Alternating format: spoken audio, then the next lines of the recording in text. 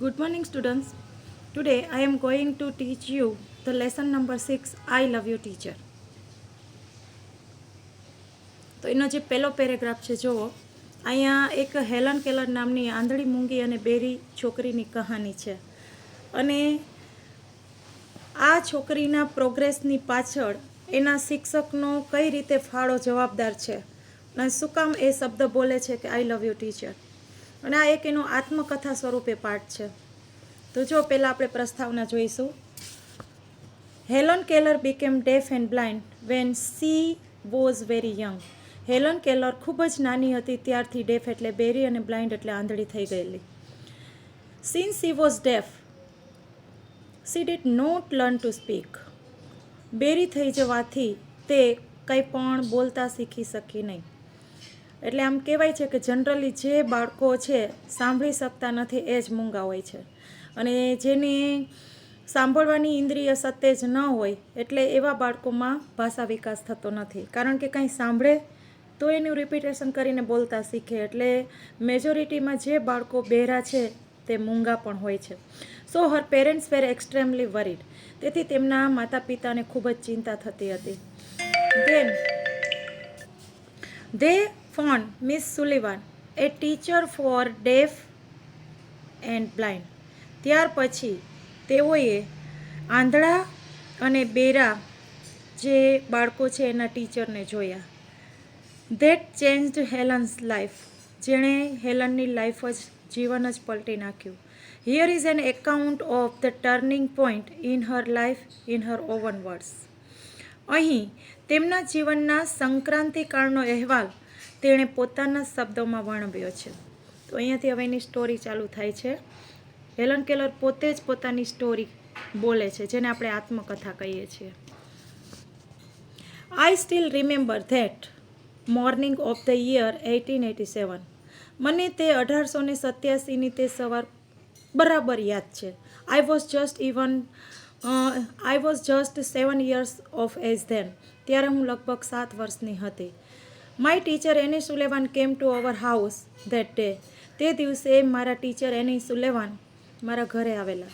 Next day she led me into her room and gave me a doll. બીજે દિવસે તેણી મને પોતાના રૂમમાં લઈ ગયા અને એક ઢીંગલી રમવા માટે આપી. I played with it for a while. હું તે ઢીંગલી સાથે થોડીવાર માટે રમી. Then Miss Sullivan made some finger movements on my palm. ત્યાર પછી મિસ સુલેવાને કેટલાક ફિંગર મૂવમેન્ટ એટલે પોતાની આંગળીઓના મૂવમેન્ટ્સ એટલે કે હલનચલન મારી પામ એટલે હથેળીમાં કર્યા. It was an exciting experience. અને તે મારા માટે એક રોમાંચિત અનુભવ હતો. I got interested in that play. મને આવી રમતમાં ખૂબ જ રસ જાગ્યો.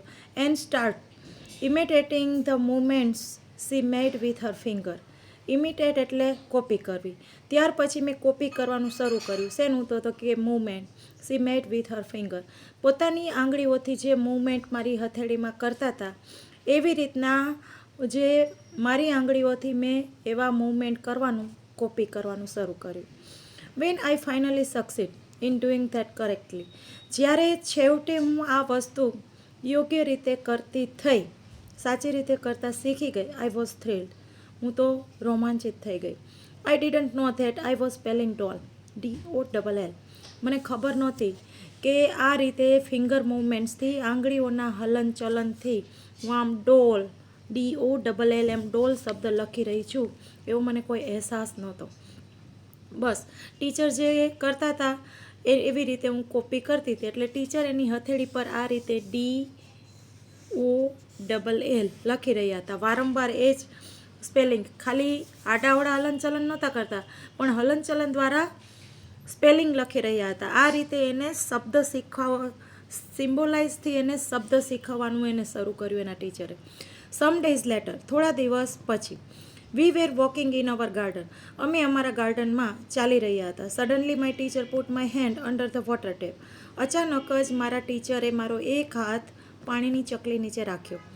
As the cool flow of water rain over one hand. જેવું એક હાથમાં ઠંડુ પાણી છે એ પસાર થઈ રહ્યું હતું ત્યારે, પાણીનો ફ્લો એટલે પ્રવાહ પસાર થઈ રહ્યો હતો ત્યારે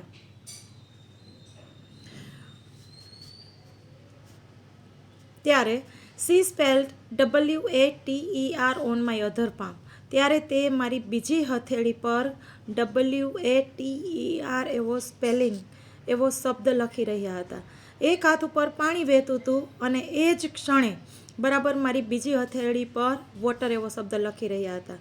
વી played this game every day touching different objects.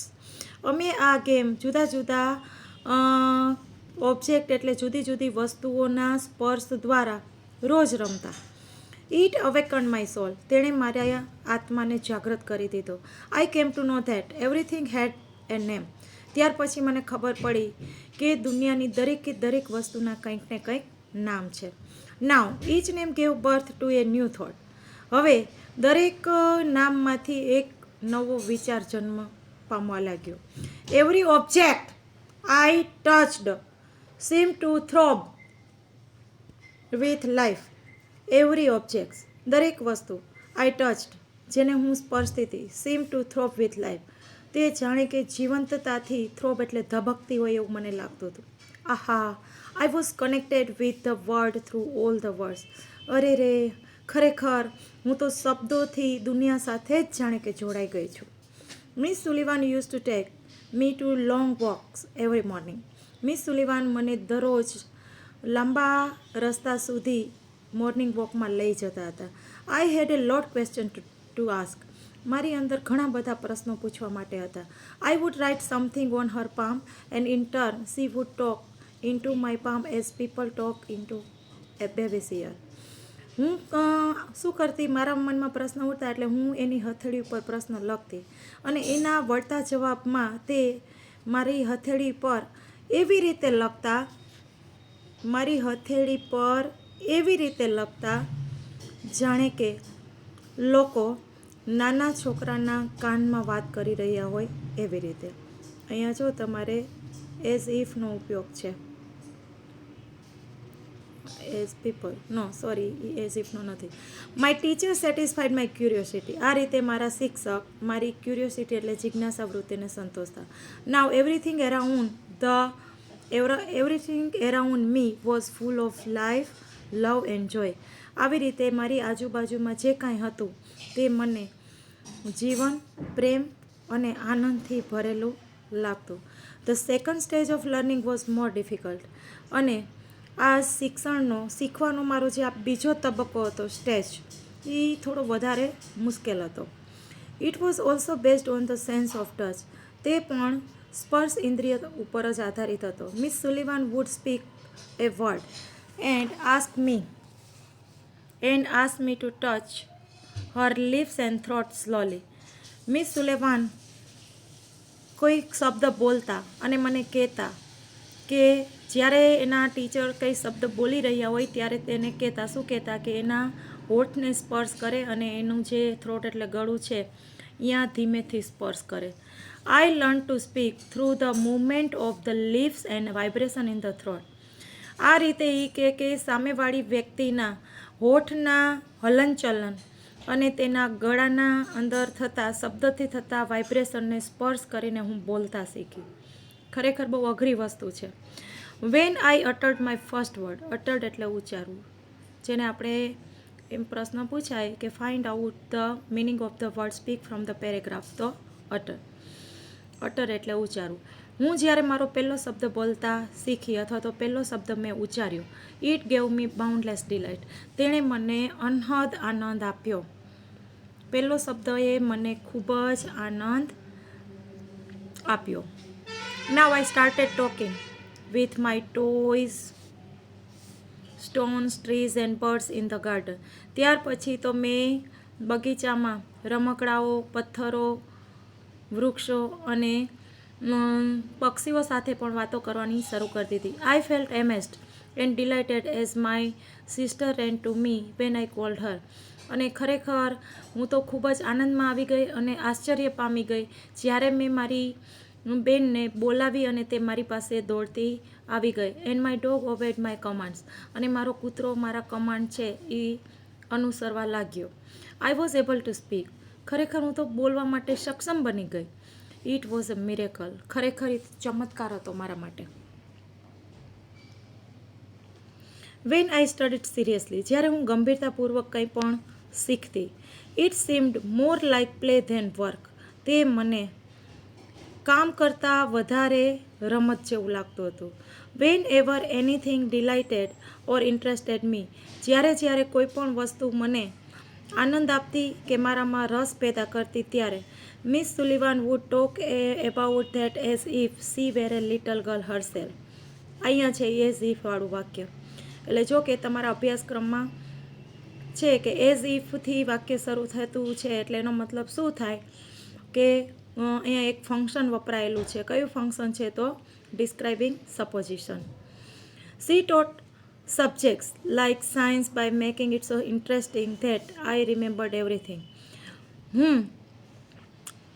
Science એટલે કે વિજ્ઞાન જેવા વિષયોને, સી ટોટ સબ્જેક્ટ વિજ્ઞાન જેવા વિષયો તેણી ખૂબ જ સરસ રીતે શીખવાડતા. મેકિંગ ઇટ સો ઇન્ટરેસ્ટિંગ, ખૂબ જ રસપ્રદ બનાવીને શીખવતા, જેથી કરીને મને બધું જ યાદ રહી જતું. Finally my teacher began teaching me to read. છેવટે મારા ટીચરે મને વાંચતા શીખવ્યું. I first read raised letter, પહેલાં હું ઉપસેલા શબ્દો વાંચતા શીખી. And later on read with Braille, ત્યાર પછી બ્રેલ લિપિમાં લખેલા શબ્દો વાંચતા શીખી. I learn to write with both ordinary as well as Braille typewriter. હું બંને સાદું અને બ્રેલ લિપિનું જે ટાઈપરાઇટર છે બંનેમાં લખતા શીખી. I was well on my path to becoming a well educated people. હું એક સુશિક્ષિત વ્યક્તિ બનવાના મારા રસ્તા ઉપર કૂચ કરી રહી હતી. I was provided all the possible opportunities to develop my abilities. મારી ક્ષમતાઓને વધારવા માટે મને શક્ય તેટલી બધી જ ઓપોર્ચ્યુનિટીઝ એટલે કે તકો આપવામાં આવતી હતી. And I made the maximum use of them, અને હું બને એટલી બધી જ તકોનો ઉપયોગ કરી લેતી હતી. આઈ ડેવલપ ગ્રેટ કોન્ફિડન્સ, અને મારામાં અજીબ પ્રકારનો એક આત્મવિશ્વાસ જાગૃત થયો. And I even visited the President Cleveland at the White House. ત્યાર પછી હું રાષ્ટ્રપ્રમુખ ક્લેવલેન્ડને વ્હાઇટ હાઉસમાં મળી, અથવા તો વ્હાઇટ હાઉસના રાષ્ટ્રપ્રમુખને મળવાની મને તક મળી. In 1890 at the age of about 10, ઈસવીસન 1890માં જ્યારે હું 10 વર્ષની થઈ ત્યારે I move the Perkins Institute, મને પર્કિન્સ ઇન્સ્ટિટ્યૂટમાં ધકેલવામાં આવી. હિયર માય ટીચર એને સુલેવાન કન્ટિન્યુ ટુ ટીચ મી. અહીંયા મારા ટીચર એને સુલેવાન મને અવિરતપણે શીખવ્યા કરતા. I could make friends with other blind children here. અહીંયા મેં બીજા પણ અંધ બાળકોને મારા મિત્રો બનાવી શકી. My loneliness began to disappear. Disappear એટલે અદૃશ્ય. મારી એકલતા જાણે કે અદૃશ્ય થઈ ગઈ. And my progress of learning improved quite well, અને મારી શીખવાની પ્રગતિ ખૂબ જ સારી રીતે ચાલી. I learnt Latin, German and arithmetic. ત્યાર પછી મેં લેટિન અને જર્મન ભાષા ઉપરાંત ગણિત વિષય પણ ત્યાં શીખી.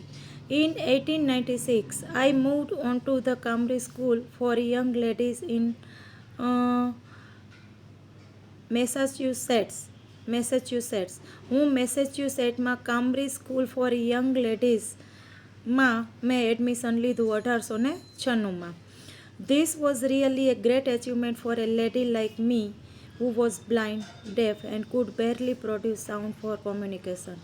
અને ખરેખર આવી સંસ્થામાં સ્થાન મળવું એ મારા જેવી લેડીઝ જે આંધળી, બેરી અને બેરલી એટલે ભાગ્યે જ, પ્રોડ્યુસ એટલે ઉત્પન્ન કરી શકે છે, સાઉન્ડ એટલે અવાજ, ફોર કોમ્યુનિકેશન વાતચીત કરવા માટે માંડ કરીને થોડા શબ્દ બોલી શકે એવી આંધળી અને બેરી સ્ત્રીઓ માટે ખરેખર એક આ મહાન સિદ્ધિ ગણાય. I began writing poems and stories. ત્યાર પછી મેં પોએમ અને સ્ટોરીઝ લખવાની ચાલુ કરી. શોર્ટલી બિફોર માય એક્ઝામિનેશન, મારી પરીક્ષા પહેલાં થોડા ટાઈમ પહેલાં, આઈ લોસ્ટ માય ફાધર, મેં મારા પિતાને ગુમાવ્યા. ઓલ ધો ઇમોશનલી ડિસ્પોઝ, જો કે માનસિક રીતે હું ખૂબ જ અસ્વસ્થ હતી. I did my best in the examination, છતાંય મેં મારી પરીક્ષા ખૂબ સારી રીતે પસાર કરી. My teacher could not accompany me to the examination hall. મારા ટીચર એને સુલેમાન મને પરીક્ષા ખંડમાં કંપની આવી શકતા ન હતા. There a teacher spelled out the question in my hand. ત્યાં એક ટીચર મારી હથેળી પર ક્વેશ્ચન લખતા and I type out the answer, અને હું એનો આન્સર ટાઈપ કરતી. When the result was declared, I was so full of joy to hear that I had passed all the subject. જ્યારે મારું રિઝલ્ટ ડિક્લેર થયું ત્યારે મને ખૂબ જ આનંદ થયો, કારણ કે હું બધા જ વિષયોમાં પાસ થઈ ગઈ હતી. અહીંયા આપણે પાઠને પૂર્ણ કરીએ છીએ પાર્ટ 1માં. હવે આગળનો પાર્ટ છે એ પાર્ટ 2માં આપણે ભણીશું, અને એની સાથે સાથે કોમ્પ્રિહેન્શનના કેટલાક ક્વેશ્ચન હું તમને લખાવીશ, જેના આન્સર તમારે પેરેગ્રાફમાંથી શોધીને લખવાના છે. ચલો, બીજો કંઈ પ્રશ્ન હોય તો તમે મારો કોન્ટેક કરી શકો છો, બરાબર, વોટ્સએપ દ્વારા અથવા તો કોલ કરીને મને પૂછી શકો છો. ચલો, થેન્ક યુ વેરી મચ.